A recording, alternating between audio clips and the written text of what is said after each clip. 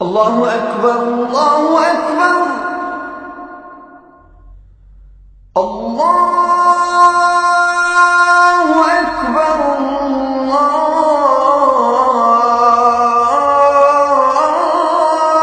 اللہ اکبر۔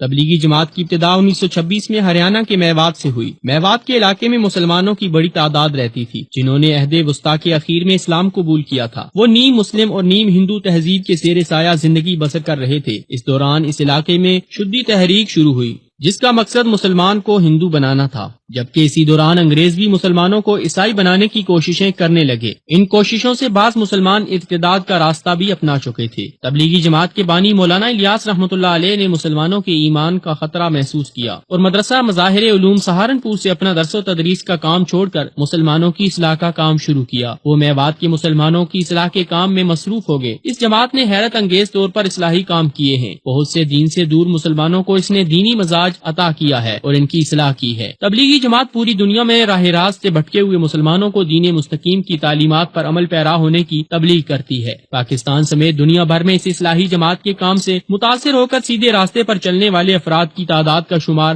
آسان نہیں ہے۔ ان میں شوبز، سپورٹس، بزنس، سیاست سمیت دیگر شعبوں سے تعلق رکھنے والی معروف شخصیات کی ایک بہت بڑی تعداد بھی ہے۔ تبلیغی جماعت کسی نئے نظریہ یا کسی نئے مقصد کی داعی نہیں، بلکہ صرف اپنی اور امت کی اصلاح کے لیے محنت اور قربانی کی دعوت دیتی ہے۔ یہی وجہ ہے کہ دوسری تنظیموں کی طرح اس تحریک کا کوئی دستور یا منشور نہیں ہے، کوئی دفتر یا رجسٹر نہیں ہے اور نہ ہی کوئی ممبر یا عہدیدار ہے، یہاں تک کہ اس کا کوئی جداگانہ نام تک نہیں رکھا گیا۔ اس اصلاحی جماعت کے بانی مولانا الیاس رحمۃ اللہ علیہ فرماتے تھے کہ یہ نام تبلیغی جماعت ہم نے نہیں رکھا، ہم تو بس کام کرنا چاہتے تھے، اس کا کوئی خاص نام رکھنے کی ضرورت بھی نہ سمجھی تھی۔ لوگ کام کرنے والوں کو تبلیغی جماعت کہنے لگے، پھر یہ اتنا مشہور ہوا کہ ہم خود بھی کہنے لگے۔ آج تبلیغی جماعت اپنی نمایاں خصوصیات اور منفرد اوصاف کی وجہ سے پوری دنیا میں امتیازی حیثیت سے جانی اور پہچانی جاتی ہے۔ دنیا کے 210 سے زائد ممالک میں یہ کام انجام پا رہا ہے۔ 30 ملین سے زائد افراد دنیا بھر میں اس کام سے وابستہ ہیں۔ ہندوستان، پاکستان اور بنگلہ دیش اس کے سب سے بڑے مراکز ہیں۔ اس جماعت کا سیاست سے کوئی بھی تعلق نہیں ہے، فنڈنگ اور چندہ کا کوئی نظام نہیں ہے، نشر و اشاعت کا کوئی محکمہ نہیں ہے، انہیں اخبارات اور ٹیلی ویژن کی زینت بننے کا بھی کوئی شوق نہیں ہے۔ ان کے خلاف دنیا میں کسی بھی پولیس اسٹیشن میں کوئی بھی FIR درج نہیں ہے۔ کسی طرح کے تشدد اور منفی سرگرمیوں میں یہ جماعت حصہ نہیں لیتی۔ پوری دنیا کے کسی بھی ملک نے آج تک ان پر تشدد آمیز سرگرمیوں کا الزام نہیں لگایا۔ ملکی قوانین کو سر آنکھوں سے لگا کر یہ جماعت اپنے کاموں کو انجام دیتی ہے۔ ان کے خلاف جو بولتے ہیں یہ جماعت انہیں بھی کوئی جواب نہیں دیتی۔ محبت و الفت کے ساتھ یہ دعوت و تبلیغ کرتے ہیں۔ سادگی اور انسانیت نوازی ان کی فطرت میں شامل ہے۔ یہ مکمل طور پر غیر سیاسی قانون کی پابند جماعت ہے۔ اس جماعت پر بارہا پابندی عائد کرنے کی کوشش بھی کی گئی، لیکن اس خیال کے حاملین کو ایسا کوئی موقع نہیں مل سکا۔ تبلیغی جماعت کے طریقہ کار اور ان کے نصاب میں ایسا کوئی پوائنٹ انہیں نظر نہیں آیا جسے بہانہ بنا کر ان پر پابندیاں عائد کی جائیں۔ اس جماعت کی تاریخ میں ایسی کوئی مثال نہیں ملتی کہ اس نے حکومت سے ٹکرانے کی کوشش کی ہو، اور نہ ہی کبھی اس جماعت پر دہشت گردی کی معاونت کا الزام لگایا گیا۔ یہ ایک مکمل پرامن تحریک ہے اور ہمیشہ تشدد کی مخالفت کرتی آئی ہے۔ یہ جماعت عسکریت پسند گروپس کا بھی ہدف رہی ہے اور اس کے کئی مراکز پر عسکریت پسند حملے بھی ہو چکے ہیں جن میں کئی افراد شہید بھی ہوئے۔ شاید اس کی وجہ یہ ہے کہ تبلیغی جماعت کی جانب سے اسلامی بحالی کے لیے کسی بھی قسم کے پرتشدد طریقہ کار کو رد کر دیا جاتا ہے۔ کوئی ایسا کیس بھی ابھی تک سامنے نہیں آیا کہ اس جماعت نے کبھی قانون کی خلاف ورزی کی ہو یا کسی بھی مذہب یا مسلک کو اس کے طرز عمل سے کوئی ٹھیس پہنچی ہو۔ فرقہ واریت کو ختم کرنا ان کے منشور میں شامل ہے۔ یہ لوگ تمام مسالک کی مساجد میں جاتے ہیں، تمام فرقوں کے لوگوں سے ملاقات کرتے ہیں اور تمام مسالک کے لوگوں کو یہ احساس دلاتے ہیں کہ جب تک تمام مسلمان نبی اکرم صلی اللہ علیہ وسلم کے دیے گئے روشن اصولوں پر نہیں چلیں گے اس وقت تک دنیا میں ذلیل اور رسوا ہوتے رہیں گے۔ اگر یہ کہا جائے تو بے جا نہ ہوگا کہ تبلیغی جماعت فرقہ واریت کے خلاف اور امت مسلمہ کے اتحاد کے لیے ایک بہترین پلیٹ فارم ہے جس پر تمام مسالک و فرقوں کے لوگ اپنے اپنے مسالک کے مفادات کو پس پش ڈال کر صرف سچا مسلمان بننے کی کوشش کریں تو بہت جلد ملک سے فرقہ واریت ختم ہو سکتی ہے۔ اس جماعت کا ہر سال پاکستان میں ہونے والا تبلیغی اجتماع دنیا کا دوسرا بڑا اجتماع ہوتا ہے۔ رائیونڈ میں ہر سال لاکھوں افراد کا اجتماع ہوتا ہے جس کا نظم و ضبط بے حد مثالی، معیاری اور لائق تحسین ہوتا ہے۔ اس مرتبہ بھی حسب سابق تبلیغی اجتماع کو 2 حصوں میں تقسیم کیا گیا تھا۔ پہلے اور دوسرے حصے میں دنیا بھر سے لاکھوں افراد نے بھرپور شرکت کی۔ دیکھا جائے تو یہ حقیقت سامنے آتی ہے کہ انسانوں کا بنایا ہوا کوئی بھی نظام مکمل طور پر خامی سے پاک نہیں ہوتا. ضرور کہیں نہ کہیں کوئی خامی رہ جاتی ہے، چاہے کتنے ہی اخلاص سے کام شروع کیا جائے. خامیاں کسی میں بھی ہوں نشاندہی کرنے پر دور ہو سکتی ہیں، اور وقت کے ساتھ ساتھ انسان خامیوں کو دور کر کے بہتری کا سفر جاری رکھتا ہے. تبلیغی جماعت کا نظام بھی لوگوں کی اصلاح کے لیے اخلاص کے ساتھ بنایا گیا ایک نظام ہے، جس میں یقیناً کئی خامیاں ہوں گی، لیکن اس کی چند خامیوں کی وجہ سے مجموعی طور پر اس کی خدمات کا انکار بالکل نہیں کیا جا سکتا. ایسے لوگوں پر حیرت ہوتی ہے جو کسی ایک خامی کی وجہ سے اس کی 99 خوبیوں پر پانی پھیر دیتے ہیں. خصوصاً یہ معاملہ جب مذہبی معاملات میں ہو تو اور بھی سنگین ہو جاتا ہے، کیونکہ مذہب کے نام پر کام کرنے والی تمام مسالک اور فرقوں کی جماعتوں اور افراد کو ایک دوسرے کی دینی خدمت کی تعریف کرنی چاہیے. کسی بھی مسلک کے لوگ دین کے لیے بہتر انداز میں کام کر رہے ہوں، ان پر انگلی اٹھانے کی بجائے ان کے ساتھ تعاون کرنا چاہیے تاکہ وہ مزید بہتر انداز میں کام کر سکیں. لیکن افسوس کی بات یہ ہے کہ تمام مسالک کے لوگ اسی کوشش میں مصروف ہیں کہ کس طرح زیادہ سے زیادہ لوگ ہمارے مسلک میں شامل ہو جائیں، لیکن یہ فکر کوئی نہیں کرتا کہ کس طرح زیادہ سے زیادہ لوگ دین اسلام میں شامل ہو جائیں، اور جو پہلے سے اسلام میں داخل ہیں وہ مکمل طور پر دین اسلام کے روشن اصولوں پر عمل کرنے والے بن جائیں.